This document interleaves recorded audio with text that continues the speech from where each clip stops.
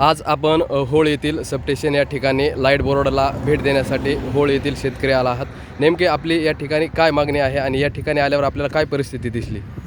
आमची प्रमुख मागणी अशी आहे, जे लाडेगाव फिटर आहे होळ सबस्टेशनचं, ती कंटिन्यू ओव्हरलोड आहे. ओव्हरलोडमुळे भिजणं होत नाहीत. आम्हाला 24 तासाला 6 तास यांच्या नियमाप्रमाणे लाईट दिली जाते, परंतु त्या 6 तासामध्ये 2 ताससुद्धा लाईट आम्हाला परिपूर्ण भेटत नाही.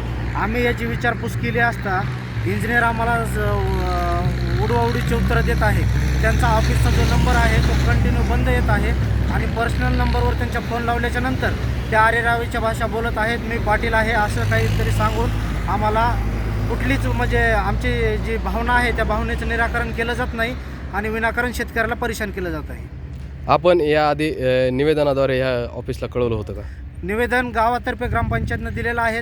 त्या निवेदनाची सुद्धा काही दखल घेतलेली नाही आणि जो लोड आहे ओव्हरलोडचं काही आम्ही विषय काढल्याच्या नंतर ऑटोमॅटिक फोन कट केला जातो. रिप्लाय कुठलाच येत नाही आणि त्या लाईनवर कधी भेट दिली जात नाही. कुठलं कर्मचारी वगैरे लक्ष दिले जात नाही. आपली कोणती मागणी असेल? आम्हाला 6 तास कंटिन्यू लाईट भेटली पाहिजे.